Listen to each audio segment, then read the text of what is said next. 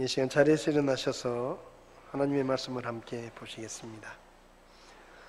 사무엘상 16장 12절 13절 말씀만 우리 함께 보시겠습니다. 12절부터 13절까지 함께 읽겠습니다.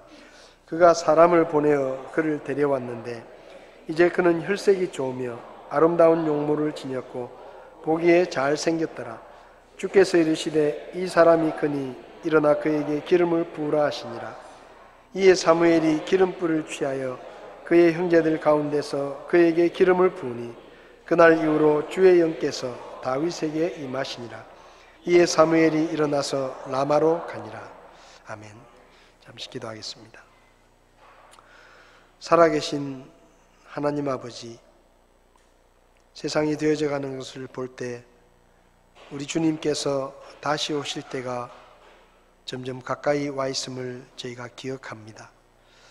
아버지 하나님, 주님 다시 오실 때 가까운 이 시대에 주의 말씀을 통해 주의 교훈을 날마다 깨닫게 하시고 세상의 생각이나 사람의 교훈을 따라 살지 않게 하시고 주님의 말씀에 따라 살아갈 수 있도록 저희들을 가르쳐 주시기를 원합니다.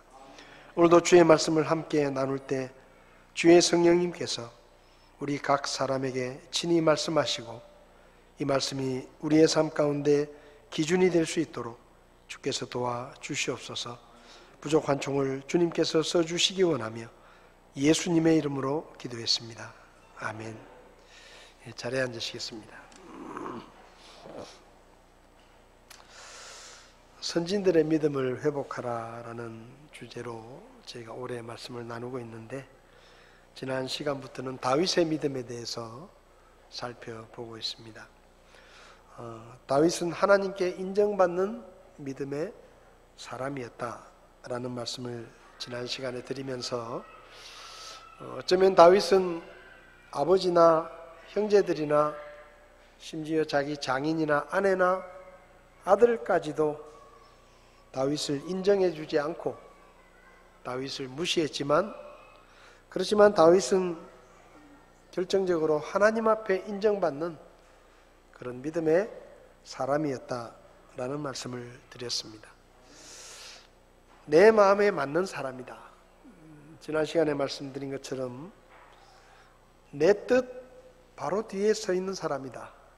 그 말은 하나님보다 앞서가지 않고 하나님의 뜻이 드러났을 때는 멀찌감치서 그 뜻을 따라오는 게 아니라 바짝 붙어서 하나님의 말씀을 순종하고 따랐던 그런 사람이 바로 다윗이었다. 하나님께서 그렇게 인정하셨다는 말씀이죠.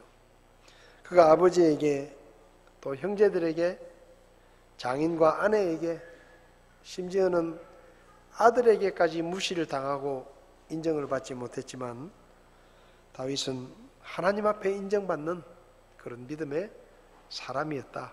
그래서 저와 여러분들도 하나님 앞에서 인정받는 믿음의 사람, 하나님보다 앞서가지 않고 하나님의 뜻을 묻고 또 하나님의 뜻이 드러났을 때는 주저하지 않고 그 뜻을 따라 순종하는 그런 믿음의 사람이 되자라는 말씀을 드렸었습니다.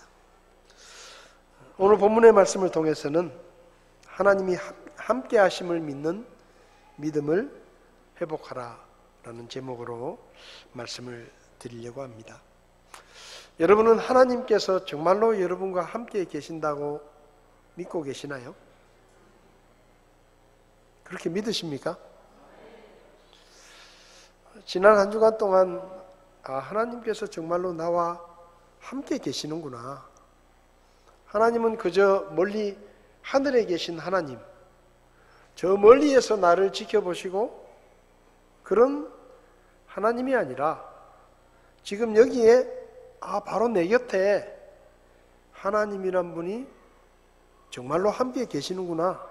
그렇게 느끼셨던 적이 얼마나 있으십니까? 그냥 머릿속으로 하나님은 나와 함께 계셔 이런 생각이 아니라 정말로 내 삶 속에서 정말로 하나님이 나와 함께 계시네. 정말로 하나님께서 나와 함께 계시는구나. 이렇게 정말 그렇게 느끼고 그렇게 경험했던 그런 순간이 지난 한 주간 동안 얼마나 있었는가. 정신없이 살다 보니까 뭐 하나님 생각할 틈도 없고 성경 한 절 읽을 틈도 없고 기도도 뭐 할 시간이 없고 그리고 그냥 정신없이 일주일 동안 살다가 어이구 주일이구나 교회는 가야지 그러고 교회 다니고 이렇게 계시진 않는지 한번 좀 우리의 믿음을 한번 돌아봤으면 좋겠습니다. 우리는 종종 하나님께서 나와 함께 계신다는 것이 얼마나 큰 일인가, 또 얼마나 놀라운 일인가, 이것을 우리가 잊어버리고 살 때가 참 많습니다. 어느 나라에 하나뿐인 왕자가 사냥을 나갔습니다. 그렇게 사냥을 나가서 이제 사냥을 하다가 길을 잘못 들어서 낭떠러지에서 떨어져 가지고 거의 죽게 됐어요.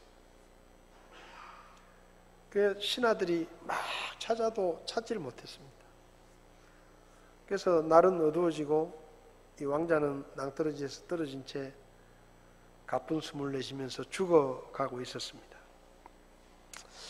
근데 마침 어떤 사람이 그 길을 지나가다가 그 낭떠러지 아래를 지나가다가 이 왕자를 봤어요. 그래서 자기 집으로 데리고 가서 치료를 해주고, 왕자인지도 모르죠. 그냥 뭐 낯선 사람이 떨어져 있으니까 이제 치료를 해주고 먹이고 돌봐주고, 그래서 이제 이 왕자가 건강이 회복되어서 이제 궁궐로 돌아갔습니다. 한동안 소식을 알 수 없었던, 어쩌면 죽었을지도 몰랐다고 생각했던 왕자가 살아 돌아온 거죠. 그래서 왕이 정말로 기뻐하면서 야, 도대체 어떻게 된 일이냐, 어떻게 그렇게 소식도 없었느냐, 우린 네가 죽은 줄 알았다. 그러니까 이 왕자가 이제 이야기를 하는 겁니다. 사실은 내가 사냥을 나갔다가 길을 잘못 들어서 낭떠러지에서 떨어졌는데 이렇게 죽는구나 하고 있는데 어떤 사람이 지나가다가 저를 돌봐주고 먹이고 치료해 주어서 이렇게 건강하게 돌아왔습니다. 그 사람이 도대체 누구냐? 아, 저기 어디 사는 제가 그 집을 알고 누구입니다. 그래서 이 왕이 너무 고맙잖아요. 자기 하나밖에 없는 아들인데 아들을 돌봐주고 치료해주고 살려주었으니까. 그래서 그 사람을 불렀어요. 왕궁으로 불렀습니다. 근데 이 사람은 자기가 치료해준 사람이 왕자라는 것도 몰랐고 그냥 왕자가 신분을 밝히지 않고 그냥 자기 집에서 떠났기 때문에 그냥 뭐 어려움에 처한 사람 하나 도와줬다 생각했는데 갑자기 왕궁에서 연락이 와가지고 왕이 보고 싶다는 거예요. 그래서 얼떨떨한 마음으로 갔는데 그 왕 옆에 자기가 치료해 주었던 그 사람이 서 있는 거예요. 깜짝 놀랐습니다. 왕이 고마움을 표하면서 혹시 소원이 있으면 내가 들어주겠다, 그렇게 물었습니다. 근데 이 사람이 아주 보통 사람이 생각할 수 없는 소원을 이야기해요. 뭐라고 이야기하는가 하면, 제가 소원이 있는데 왕이시여, 2달에 한 번씩만 저희 집에 오셔서 저희 집에서 하룻밤을 묵고 가십시오. 이런 이제 소원을 이야기합니다.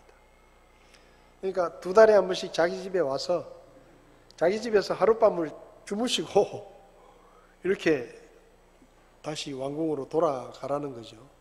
그래서 이 왕이 뭐 사실 별거 아닌 거예요. 무슨 뭐 큰 돈을 달라는 것도 아니고 뭐 어마어마한 걸 요구한 것도 아니고 그냥 말 그대로 2달에 한 번씩 우리 집에 오셔가지고 하룻밤만 우리 집에서 주무시고 가시면 됩니다. 그러니까 이 왕이 뭐 그까짓 거 이렇게 생각하면서 그냥 그렇게 하겠다고 그렇게 얘기를 했어요. 그래서 이제 날짜를 정하고 며칠 날 내가 당신 집에 가서 너희 집에 가서 내가 하룻밤을 묵고 오겠다.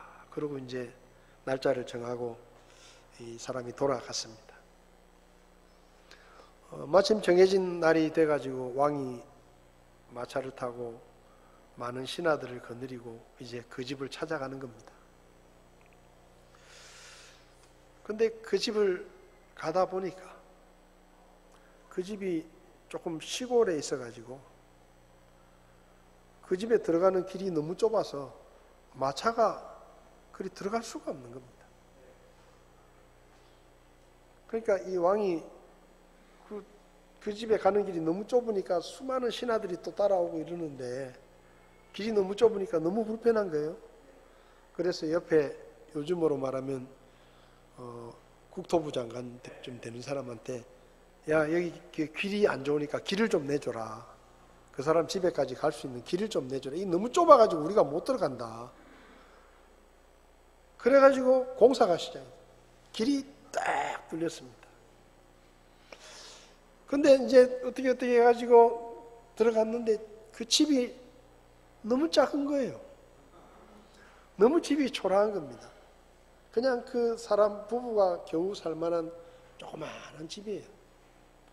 근데 왕이 그래도 체면이 있지. 하룻밤을 자야 되는데 또 신하들도 많이 데리고 왔거든요. 이 사람들이 하룻밤을 자야 되는데 길거리 노숙을하게 생긴 거예요. 2달에 한 번씩은 꼭 그 집에 가야 되거든요. 약속을 했으니까. 그러니까 이 왕이 또 이제 그 신하한테 얘기를 합니다. 야, 집이 너무 좁아가지고 내가 이 집에 들어가서 자기는 불편하고 또 신하들도 같이 하룻밤을 어쨌든 자야 되는데 집을 좀 그럴듯하게 지어줘라. 그래가지고 길도 뚫리고 집도 잘 지어졌습니다. 2달에 한 번씩 가는데 뭐 그 집 식구 딸랑 둘밖에 없고 뭐 모든 게 다 변변찮은 거예요. 근데 왕이 어쨌든 2달에 한 번씩 가야 되잖아요. 그 집에 가서 그 집에 묵어야 되니까 야 이거 도무지 이래가지고 안 되겠다. 이 집에 요리사도 붙여주고 또 내가 2달에 한 번씩 오니까 어쨌든 집을 좀 잘 관리할 수 있는 사람들도 붙여주고 좀 이렇게 일할 수 있는 사람들도 좀 붙여주고 그렇게 해라. 그렇게 된 거예요. 그래서 이 사람은 그냥 왕이 우리 집에 와서 2달에 한 번씩 하룻밤만 저와 함께 이렇게 계시다가 가십시오. 그렇게 얘기했는데 그것뿐인데 그 말 속에 길이 뚫리고 집이 생기고 그 집을 돌볼 수 있는 사람들이 생기고 또 왕이 음식을 먹어야 되니까 음식도 어쨌든 수준 있는 음식으로 바뀌고 어쨌든 너무 많은 게 바뀐 거예요. 무슨 얘기를 제가 하고 싶은가 하면 이 세상에 있는 왕이 와서 하룻밤 같이 있어 주는데도 얼마나 많은 게 달라지느냐는 거예요. 여러분 그런데 하나님은 천지 만물을 창조하신 이 세상 우주 만물의 주인이시고 왕 중의 왕이십니다. 근데 그분이 우리와 함께 하시는 거예요. 2달에 하루가 아니라 매일 24시간 나와 함께 계시는 것입니다. 얼마나 많은 것이 달라졌겠습니까? 우리가 느끼지 못하더라도 천지 만물을 창조하신 하나님이 우리 안에 들어오셔서 우리와 함께 계신다는 그 사실 하나 때문에 얼마나 많은 것들이 달라져 있겠습니까? 우리가 그걸 잘 느끼지 못할 뿐이에요. 눈에 보이는 것처럼 뭐 길이 띠 딱 끼고 집이 커지고 사람들이 바글바글해지고 그런 일이 생기면 눈에 확 띄고 야 정말로 많은 변화가 일어났구나라고 느낄 수 있겠지만은 사실 우리는 잘 몰라요. 뭐 예수 믿는 사람 안 믿는 사람 두 사람 세워놓으면 뭐가 다릅니까? 똑같아요. 겉보기에는 똑같아요. 예수 안 믿는 사람이나 예수 믿는 사람이나 하나님이 없는 사람이나 하나님이 있는 사람이나 직장에서 일할 때는 아무런 차이가 나지 않습니다. 그래서 우리는 잘 몰라요. 살아계신 하나님이 내 안에 들어오셨기 때문에 내 인생에 얼마나 많은 변화들이 일어나고 매일마다 어마어마한 일들이 내 옆에서 일어나고 있다는 사실에 대해서 우리가 잘 느끼지 못해요. 왜? 눈에 잘 안 보이니까. 근데 여러분, 살아계신 하나님이 우리와 함께 계신다는 이것은 왕이 2달에 한 번씩 그 집에 와서 함께 있어주는 그것보다 훨씬 더 큰 의미가 있는 것입니다. 오늘 본문을 보면 하나님께서 다윗을 택하셔서 이스라엘의 2번째 왕감으로 기름 부어서 2번째 왕으로 삼으십니다. 예정하시는 거죠. 그래서 사무엘이 와서 2세 막내 아들인 다윗에게 기름을 부어가지고 하나님이 이 사람이다 라고 말씀하셔서 기름을 부어서 2번째 왕 예정자로 하나님이 지명을 하시는 겁니다. 그런데 오늘 본문을 보면 그가 사람을 보내어 그를 데려왔는데 이제 그는 혈색이 좋으며 아름다운 용모를 지녔고 보기에 잘생겼더라. 주께서 이르시되 이 사람이 그니 일어나 그에게 기름을 부으라 하시니라. 이에 사무엘이 기름불을 취하여 그의 형제들 가운데서 그에게 기름을 부으니 그날 이후로 주의 영께서 다윗에게 임하시니라. 베들레헴의 시골에서 사무엘이라는 대언자가 10대 소년에게 기름을 붓습니다. 겉보기에 달라진 건 그거밖에 없어요. 대선지자가 와서 그 집 아들에게 머리에 기름을 부었다. 그게 눈에 보이는 변화였습니다. 그게 전부였어요. 그리고 그건 잠깐 일어난 사건이에요. 그냥 머리에 기름을 부었다. 시간이 가면 잊혀지는 일들이고 처음에는 와 라고 탄성을 질렀던 형들도 시간이 지나면서 잊어버렸을 것입니다. 근데 오늘 본문을 보면 그에게 기름을 부으니 그날 이후로 주의 영께서 다윗에게 임하셨다. 눈에 보이지 않는 변화, 아무도 알지 못했던 변화, 그의 형들이 눈치채지 못했던 변화가 다윗에게 일어난 겁니다. 하나님의 영이 다윗에게 임했다. 눈으로 보기에는 그냥 기름 부은 것밖에 없는데 다윗에게 일어난 가장 큰 변화는 주의 영이 다윗에게 오셔서 다윗과 함께 하게 되었다라는 것이었습니다. 여러분, 하나님은 그분의 백성들과 함께 하시고 그분이 부르신 자들과 함께 하시는 분이십니다. 하나님이 다윗을 택하셨습니다. 다윗에게 계획을 갖고 계시고 그를 이스라엘의 2번째 왕 사울의 뒤를 이을 왕으로 정하시고 그에게 기름을 부으셨습니다. 하나님의 일을 위해서 택하신 것이죠. 근데 그냥 다윗을 선택하는 것으로 끝난 게 아니에요. 다윗아, 너는 앞으로 사울의 뒤를 이어서 이스라엘의 2번째 왕이 될 사람이다 라고 그냥 정해주시고 그냥 그렇게 말씀만 하시고 끝난 게 아닙니다.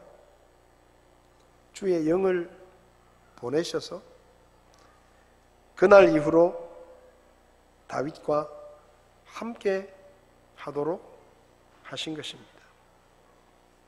사무엘을 통해 그냥 기름을 부은 것이 중요한 것이 아니라 그 일 이후에 하나님께서 그분의 영을 다윗에게 보내시고 그와 함께 하게 하셨다라는 것이 더 중요한 것입니다. 사람들은 이걸 몰랐겠죠.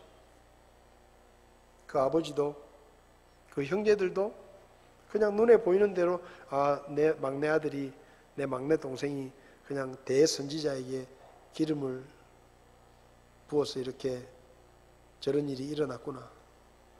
사실은 형제들도 그 기름 붓는다는 의미가 뭔지도 잘 몰랐을 거예요. 다윗이 왕이 될 것이라는 생각도 못했을 것입니다. 하나님은 그런 계획을 갖고 계셨지만 그냥 어느 날 일어난 사건이에요. 좀 특별한 사건이에요. 대선지자가 와서 기름을 부어주고 갔다. 그 기름이 며칠이나 남아있겠습니까? 그 기름을 부은 일이 며칠 동안 기억되겠어요? 세월이 가면 잊혀지는 것이고 머리에 부은 기름도 아마 그날 머리를 다 감아서 다 없어졌을 것입니다. 그 다음날 되면 별거 없어요. 어제 다윗이 오늘 다윗이에요. 그냥 어제 그런 좀 특별한 일이 참 우리 동네에서는 보기 흔치 않은 일이 일어났다. 그 정도예요. 신문이 있었으면 동네 신문에 한번 났겠죠. 대선지자가 방문을 해가지고 그 별 볼 일 없는 소년에게 기름 부어줬다. 특별한 사건이죠. 근데 여러분 그 기사가 한 달 내내 나겠어요? 1년 동안 계속 그 기사가 신문에 실리겠습니까? 그렇지 않아요. 그냥 그날 하루 아니면 좀 굉장히 특별한 일이니까 한 일주일 정도 이야기하고 요즘 같으면 평론가들이 기름 부은 이유가 뭘까요? 이러면서 방송에서 며칠 떠들다가 그러다가 그냥 잊혀지는 거예요. 그런 일이 있었다. 그 정도겠죠. 그런데 눈에 보이지 않지만 그 다윗에게 엄청난 변화가 일어난 것입니다. 주의 영이 그 다윗과 함께 하게 됐다. 사무엘상 16장 14절을 보면 그러나 주의 영께서 사울을 떠났다. 이게 거의 동시에 일어난 일이에요. 주의 영이 베들레헴에서 기름 부음을 받는 10살 된 소년 다윗에게 주의 영이 왔습니다. 왔어요. 그런데 14절을 보면 사울 왕에게서는 주의 영이 떠났다. 여러분 구약시대 때는 하나님의 영이 들어왔다가 나갔다가 합니다.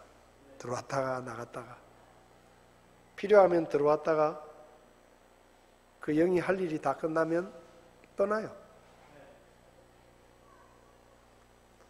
근데 예수님의 십자가 이후로는 어떤 사람이 예수님을 믿고 구원을 받으면 하나님의 성령님이 들어오십니다.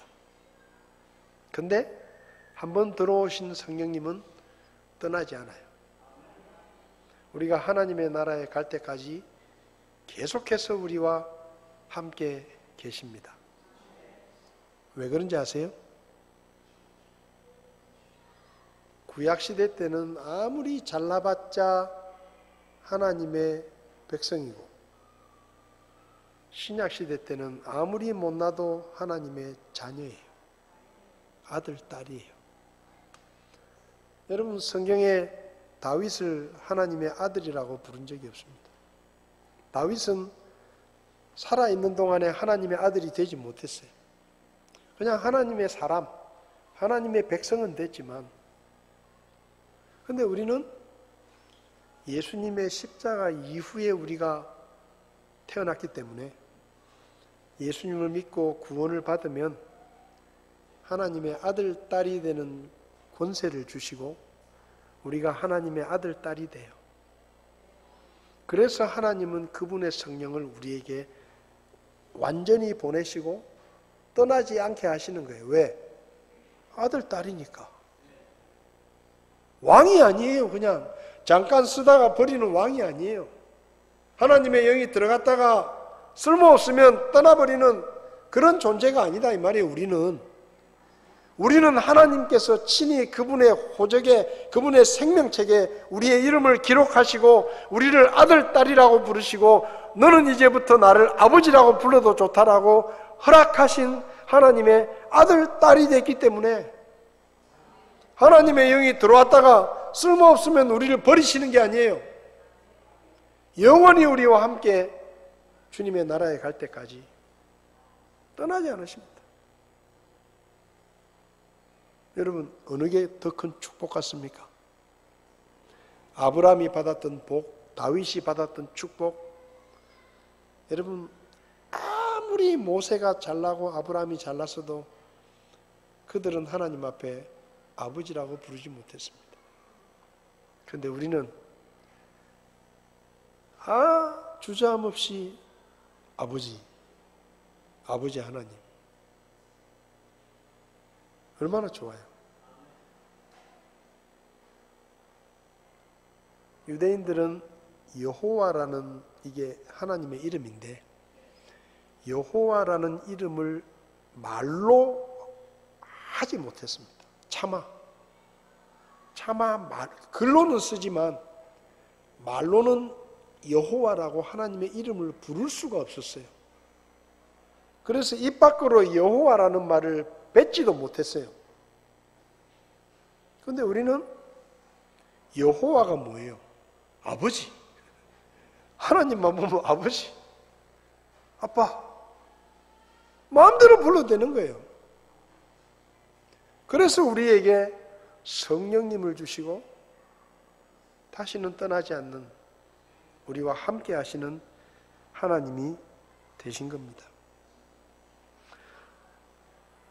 16장 18절을 보면 사울 왕이 악한 영 때문에 괴로워가지고 자기를 좀 위로해 줄 누군가를 찾다가 다윗을 데리고 옵니다.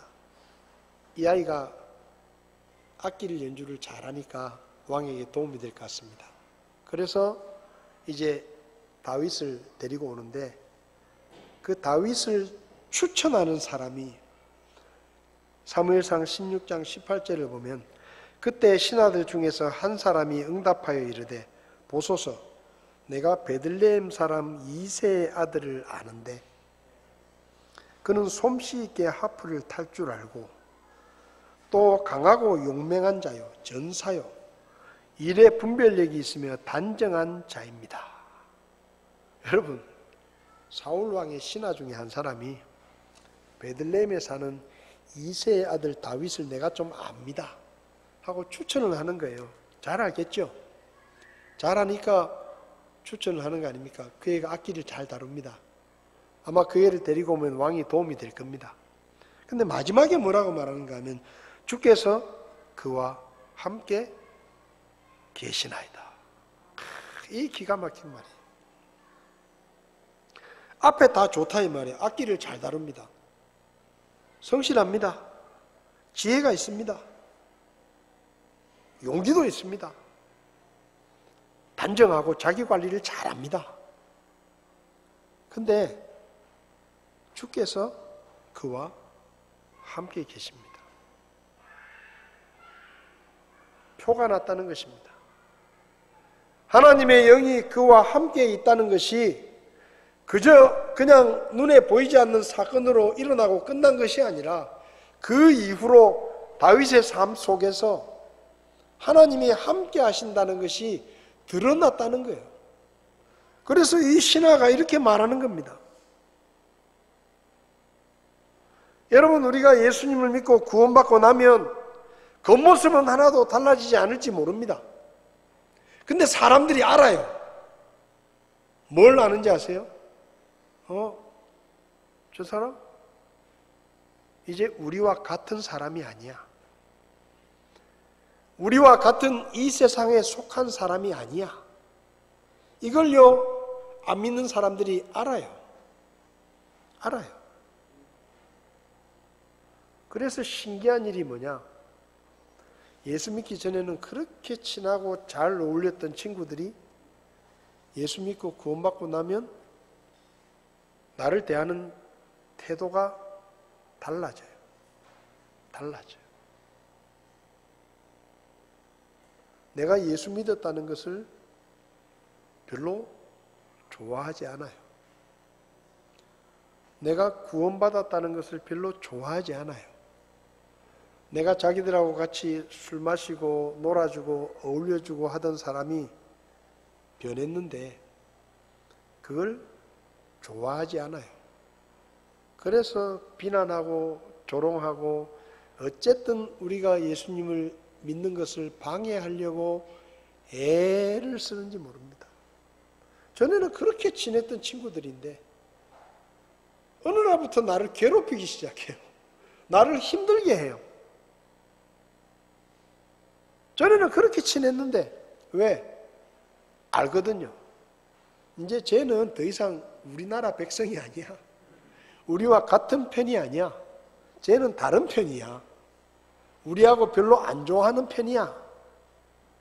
이 세상은 마귀의 세상이잖아요. 근데 누군가가 예수님을 믿고 구원받으면 하나님의 나라의 백성이 되는 거예요. 그러니 마귀의 나라의 백성들이 하나님의 나라의 백성들을 좋아할 리가 없는 겁니다. 그래서 신기하게도 괴롭히기 시작해요. 아니, 회사에 취업을 했습니다. 내가 가서 한 말은 저는 예수 믿는 사람입니다 라는 말 한마디밖에 안 했어요. 내가 뭐 그 사람들한테 원수질 일을 한 것도 아니고 그 사람들한테 괴롭히는 것도 아니고 욕먹을 일을 한 것도 아니에요. 그런데 어느 날부터 갑자기 그 사람들이 나를 괴롭힙니다. 교회 못 가게 하려고 나를 괴롭히고 술을 먹이겠다고 난리를 치고 그냥 저는 술 안 마십니다. 그러면 그렇나? 안 마시면 됐다. 그러면 끝나잖아요. 그러면 끝나는데 이놈의 인간들이 오늘부터 내 인생의 목표가 너한테 술 마시게 하는 거다. 미쳤어요 그게. 내가 뭐라고 자기 인생을 나한테 걸어요. 그것도 뭐 별일도 아니고 술 한잔 마시게 하는 게 무슨 인생의 목표야. 근데 제가 직장에 취직을 하니까 제 직장에 제 선임이 그렇게 말을 하더라니까요. 저는 한마디밖에 안 했어요. 저는 예수 믿는 사람이기 때문에 술을 마시지 않습니다. 그게 그렇게 기분 나쁜 말입니까? 그렇게 자기를 화나게 하는 말이에요? 아무것도 아니에요. 근데 어느 날 저한테 와가지고 내 인생의 목표는 이제 너한테 술 마시게 하는 게 내 인생의 목표다. 근데 속으로 얼마나 웃겼는지 몰라요. 아이고 얼마나 할 짓이 없으면 나한테 술 먹이게 하는 게 네 인생의 목표냐. 기가 막히는 거예요. 그 사람이 나를 아는 것도 아니에요. 생판 모르는 사람인데 내가 말 한마디 한 것 때문에 예수 믿고 나는 술 안 마십니다. 이상하잖아요. 그렇게 되는 것입니다. 사람들은 알아요. 우리가 다른 사람이 됐다는 것, 우리가 다른 나라의 사람이 됐다는 걸 사람들은 알아요. 그래서 우리를 다르게 대하기 시작하는 것입니다. 주께서 그와 함께 계십니다. 이 말이 뭡니까? 다윗에게 하나님의 영이 임하셨다는 사실을 사람들이 보고 알게 된다는 겁니다. 요셉을 기억하시죠? 요셉에 대해서 제일 처음에 나오는 말이 뭡니까? 요셉이 이집트에 끌려갔습니다. 노예로 끌려갔죠. 형들에게 배신을 당해서. 별 볼 일 없는 외국인 노예예요. 젊은 청년이에요. 그런 일은 수도 없이 많아요. 길거리에서 붙잡혀오는 사람, 전쟁에서 포로로 잡혀와가지고 외국의 젊은 남자들이, 젊은 청년들이 노예로 팔려와가지고 노예 시장에 팔리는 일은 허다한 일이에요. 이집트에 그렇게 팔려온 노예들이 수도 없이 많았습니다. 그런데 요셉이 보디발의 집에 팔려갑니다. 여느 노예처럼 그냥 팔려가는 거예요. 노예시장에 서 있다가 보디발이 와가지고 저 친구 내가 사겠다. 팔려갔어요. 얼마든지 있을 수 있는 일이에요. 그런데 창세기 39장 2절 3절을 보면 주께서 요셉과 함께 계심으로 그가 형통한 자가 되어 그의 주인인 이집트 사람의 집에 있더라. 그의 주인이 주께서 그와 함께 계심을 보고 뭘 봤다고요? 주께서 요셉과 함께 계심을 봤다 이 말이에요. 늘상 있는 일이에요. 노예가 필요하면 노예시장에 가서 젊은 노예를 사오는 게 이건 늘 있는 일이에요. 근데 그날 사온 요셉은 특별한 사람인 겁니다. 특별한 거예요. 다른 사람하고 다른 거예요. 그 집에 있는 수많은 노예들과 구별이 되는 겁니다. 그래서 이 보디발이 유심히 봤겠죠. 쟤는 왜 다르지? 우리 집에 있는 수많은 종들과 왜 쟤는 다른 거야? 유심히 봤을 것입니다. 관심을 가지고 봤을 거예요. 다르니까. 결론이 뭐냐? 쟤는 자기가 믿는 그 이스라엘의 하나님인가 뭔가 그 하나님이 함께 하시는구나. 그걸 알게 된 겁니다. 그래서 여기 그의 주인이 주께서 그와 함께 계심을 보고 요셉이 감옥에 갇혔습니다. 그 감옥에도 많은 죄수들이 있어요. 외국인 노동자들이 와가지고 사고치고 들어오는 일은 아주 흔한 일이에요. 근데 그날 죄수가 하나 들어왔는데 특별한 거예요. 그래서 감옥의 간수도 관심을 가지고 봤을 겁니다. 쟤는 왜 다르지? 39장 23절에 감옥의 간수는 그의 손 밑에 둔 것은 무엇이든 돌아보지 아니하였으니 이는 주께서 그와 함께 계셨기 때문이라. 하나님이 함께 하신다. 이것이 우리를 특별하게 하는 겁니다. 파라오 앞에 섰습니다. 파라오가 뭐라고 말하는지 아세요? 41장 38절에 파라오가 자기 신하들에게 이르되 이 사람같이 속에 하나님의 영이 거하는 사람을 우리가 찾을 수 있겠느냐. 기가 막히잖아요. 파라오는 그날 요셉을 처음 봤습니다. 처음 봤어요. 요셉에게 말을 몇 마디 들은 것밖에 없어요. 자기가 꾼 꿈을 해몽해 준 거죠. 근데 그 처음 본 요셉을 향해서 하나님의 영이 거하시는 사람이다. 여러분, 우리를 특별하게 만드는 것은 우리의 능력이나 우리의 지혜나 우리의 모습이 아닙니다. 우리와 함께 하시는 하나님이 우리를 특별하게 만드시는 것입니다. 하나님이 우리와 함께 계신다. 고린도전서 3장 16절에 너희가 하나님의 성전인 것과 하나님의 영께서 너희 안에 거하시는 것을 너희가 알지 못하느냐? 여러분, 저와 여러분들은 길거리에 돌아다니고 있는 수많은 사람들과 같은 사람들이 아니에요. 우리는 스페셜이에요. Something special. 뭔가 특별한 게 있는 사람들이. 하나님의 영이 우리 안에 거하시는 겁니다. 하나님의 영이 우리 안에 거하시는 거예요. 그래서 우리는 특별한 사람들이에요. 그저 그런 사람들이 아니에요. 사람들이 우리를 보고 압니다. 주께서 저 사람과 함께 계시는구나. 하나님의 영이 저 사람에게 있구나. 하나님께서 다윗을 택하셨습니다. 그게 끝이 아니에요. 다윗에게 하나님의 영이 오셨습니다.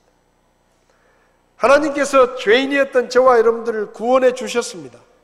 하나님의 아들, 딸로 삼아 주셨습니다. 그게 끝이 아니에요. 하나님의 영이 우리 안에 들어와서 우리와 함께 계십니다. 마태복음 28장 20절에 주님께서 말씀하시죠. 주님은 지금 떠나십니다. 떠나시는데 뭐라고 말씀하시느냐? 내가 세상의 끝까지 항상 너희와 함께 있느니라. 내가 가면 또 다른 하나님이신 성령 하나님이 오셔서 너희와 함께 하실 것이다.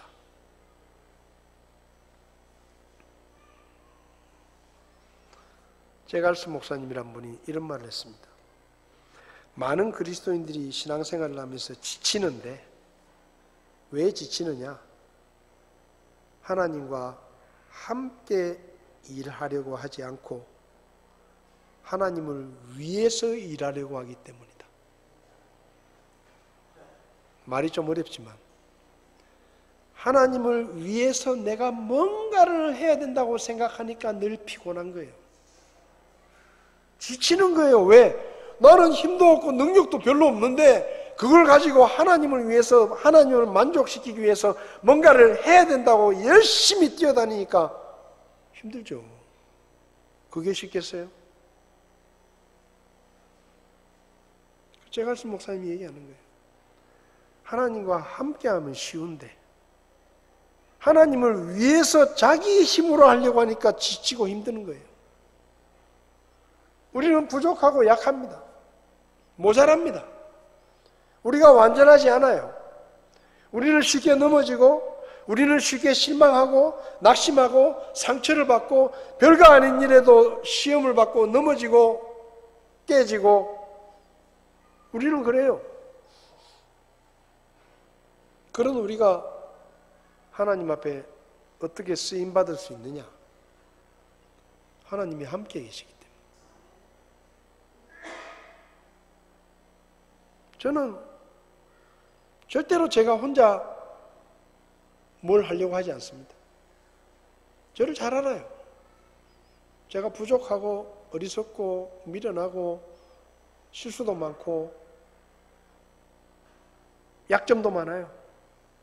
그래서 저는 이렇게 말해요. 하나님, 요거는 제가 부족하니까 좀 도와주셔야 되겠습니다. 저는 솔직하게 말합니다.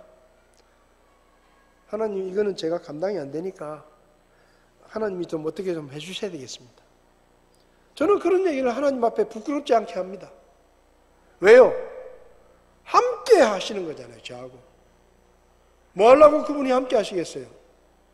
내 부족함을 야단치고 책망하고 따지고 지적하고 정죄하기 위해서 함께 하시겠어요? 아니에요. 내 부족함을 채워주고 도와주고 나를 이끌어주고 내가 잘못 갈 때 바로 가도록 나를 바로 잡아주고 내가 약할 때 나를 붙들어 일으켜 주시기 위해서 그분이 함께 하시는 거예요. 그래서 저는 그렇게 말해요. 하나님, 저는 요게 부족하니까 하나님 좀 채워주십시오. 저는 이걸 잘 못하니까 하나님 도와주십시오. 저는 이걸 지혜가 없으니까 하나님 지혜를 주십시오. 저는 끊임없이 그분에게 부탁하고 그분에게 도움을 청합니다. 왜요? 제가 하는 일은 제 일이 아니에요. 하나님의 일이고 하나님과 함께하는 일입니다. 여러분, 힘이 없다고 부족하다고 약하다고 낙심하지 마세요. 실망할 필요가 없습니다. 한번 넘어졌다고 실망할 이유가 없어요. 우리는 늘 그렇게 넘어지고 우리는 늘 실패하고 실망하고 낙심하고 길을 잃기도 하고 약해질 때도 있고 우리가 원래 그런 존재예요. 근데 우리가 다른 사람과 다른 게 뭐냐? 하나님이 우리와 함께 가시기 때문에 우리는 도움을 청할 때가 있어요. 우리는 믿는 구석이 있어요. 우리는 뭔가 가서 하소연할 때가 있다는 얘기입니다. 우리는 가서 도와달라고 부탁할 때가 있다는 거예요. 우리 하나님이 우리 안에 계십니다.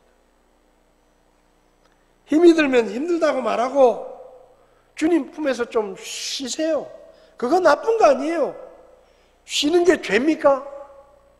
지쳤으면 쉬어야죠. 넘어졌으면 일어날 때까지 좀 쉬어야 될 거 아닙니까? 하나님이 그걸 뭐라 그러시겠어요? 너 그것도 못하냐? 하나님이 절대 그렇게 말 안 합니다. 하나님과 의논하고 함께 하십시오. 내 힘으로 안 되면 용 쓰지 말고 하나님 앞에 부탁하라 이 말이에요. 지혜가 부족하면 지혜를 달라고 기도하세요.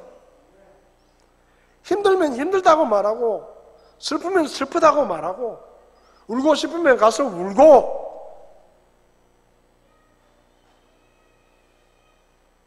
아버지 앞에서 뭐가 부끄러워요? 하나님, 저 실수했어요. 다음에는 실수하고 싶지 않아요. 하나님, 저 좀 가르쳐 주세요. 저 좀 도와주세요. 하나님, 제가 좀 힘들거든요. 지금 너무 지쳤어요. 하나님, 좀 그냥 하나님 편에서 좀 앉아서 쉴게요. 저 당분간 아무것도 안 할게요. 그럼 하나님이 이 나쁜 놈아 나가서 일해라.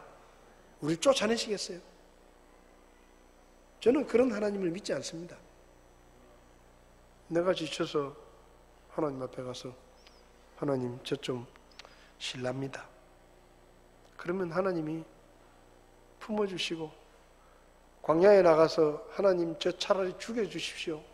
그러고 있는 엘리야에게 까마귀를 보내가지고 음식을 갖다 주고 천사를 보내가지고 그를 마사지 해주고 쉬게 하시잖아요. 그래 너 지칠 때도 됐지. 끝까지 그 지쳐가지고 나자빠져 있냐? 그래 놓고도 네가 날 믿냐? 그렇게 말하지 않아요. 하나님은 지쳐있는 엘리야를 찾아가셔서 먹이시고 마사지 해주시고 힘을 주시고 다시 이렇게 세우십니다. 여러분, 하나님 앞에서 센 척하지 마세요. 하나님 앞에서는 안 그런 척 안 해도 돼요. 있는 모습 그대로, 넘어졌으면 넘어진 대로, 실패했으면 실패한 대로, 약하면 약한 대로 그냥 하나님 앞에 나와서 하나님 도와주세요. 하나님 제가 힘이 없어요. 하나님 저 원래 이래요. 그래서 하나님이 좀 도와주셔야 되겠습니다. 이번에는 하나님이 좀 저를 좀 격려해 주셔야 되겠습니다. 그렇게 말해도 돼요. 왜? 그분은 아버지시니까. 시편 118편에 이런 말씀이 있습니다. 내가 고통 중에 주를 부르니 주께서 내게 응답하시고 나를 넓은 곳에 세우셨도다. 주께서 내 편이시니 내가 두려워하지 아니하리라. 사람이 내게 무엇을 할 수 있으리요? 주께서 내 편이 되사 나를 돕는 자들과 함께 계시니. 주님이 함께 계십니다. 지금 여기에 나와 함께 계십니다. 그 하나님을 좀 쳐다보면서 사십시오. 혼자서 열심히 뛰어다니지 말고 내 옆에 계신 하나님을 좀 쳐다보면서 좀 물어보면서 그분의 뜻이 무엇인지를 좀 살펴보면서 하나님과 함께 가십시오. 혼자 가다가 넘어지고 지치고 피곤하고 그렇게 살지 마시고 그분과 함께 가십시오. 다 눈을 감으시겠습니다.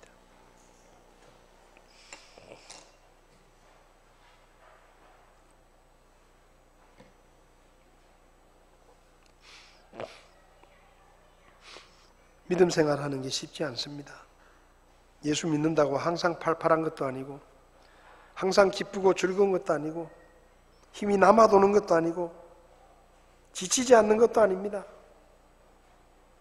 믿음 생활을 하지만 힘들 때도 있고 넘어질 때도 있고 어려울 때도 있고 쉬고 싶을 때도 있고 여러분 그거 이상한 거 아니에요. 낙심하지 마세요. 그냥 하나님 앞에 이야기하세요. 하나님 저 좀 쉬고 싶어요. 저 지쳤거든요. 저 힘이 좀 빠졌거든요. 저 넘어졌거든요. 저 약하거든요. 저 미련하거든요. 그렇지만 하나님, 저 좀 도와주세요. 저 좀 가르쳐 주시고, 저에게 새 힘을 주시고, 지혜를 주시고, 그래서 주님과 함께 한다는 것이 얼마나 놀라운 축복인지를 제 삶 가운데서 경험하게 해주세요. 주님과 함께 한다면 그곳이 바로 천국이고, 그곳이 하나님의 나라라는 사실을 우리가 기억하며 이 믿음의 길을 홀로 가지 않고 주님과 함께 갈 수 있게 도와주세요. 하나님 앞에 기도하십시오. 그러면 하나님께서 여러분의 손을 잡아주시고 피로를 채워주시고 용기를 주시고 쉼을 주실 것입니다. 우리 이 시간 자리에서 일어나셔서 찬송가 438장 3절 우리 가사를 생각하시면서 지금 나와 함께 하시는 하나님, 그분이 나와 함께 계시기에 내 인생의 시간이 때로는 높은 산이고 거친 들이더라도 초막이나 궁궐이나 주님과 함께 있으면 거기가 천국입니다. 제가 천국에서 살고 있음을 깨닫게 해주십시오. 하나님이 함께 계시는 그곳이 바로 내 인생의 천국이고 하나님의 나라라는 것을 깨닫게 해주십시오. 그런 기도하는 마음으로 우리 찬송 3절 찬송하시겠습니다.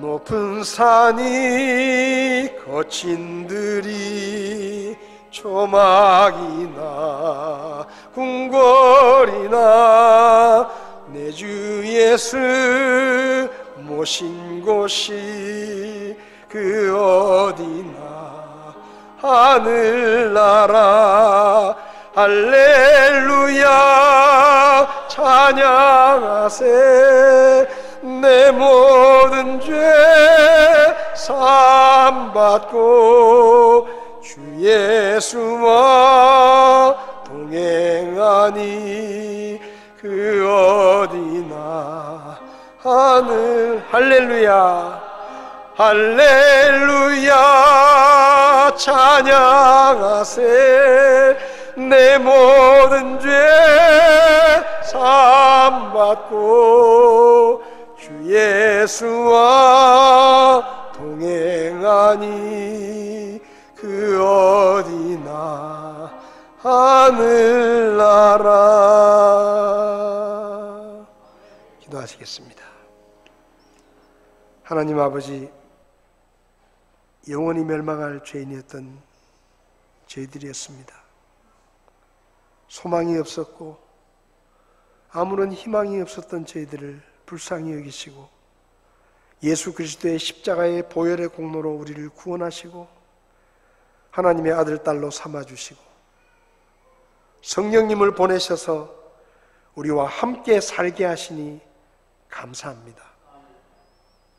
때로는 높은 산에서, 때로는 거친 들에서, 깊은 골짜기에서 힘겹게 고통스럽게 살아가고 있는 저희들의 삶 가운데 주님이 함께 계시다는 것을 잊어버리지 않게 하시고 주님 안에서 쉼을 누리며 주님께 도움을 청하며 주님의 지혜를 구하며 우리를 다시 일으켜 주실 하나님의 손길을 기대하며 낙심하지 않게 하시고 다시 일어서서 주님과 함께 이 믿음의 길을 걸어갈 수 있도록 도와주시옵소서. 우리 가운데 넘어진 사람이 있습니까? 힘에 겨워 지친 사람들이 있습니까? 위로가 필요한 사람들이 있습니까? 주님의 도우심이 필요한 사람들이 있습니까? 오 아버지 하나님, 저들이 주저하지 않고 아버지 앞에 나가서 도움을 청하며 새 힘을 얻는 쉼을 얻으며 주님의 지혜를 따라 살아갈 수 있도록 가르쳐 주시고 도와주시기를 원합니다. 오늘 여기에 우리와 함께 하시는 하나님의 은혜를 감사드리며 예수님의 이름으로 기도했습니다. 아멘. 예배를 마치겠습니다.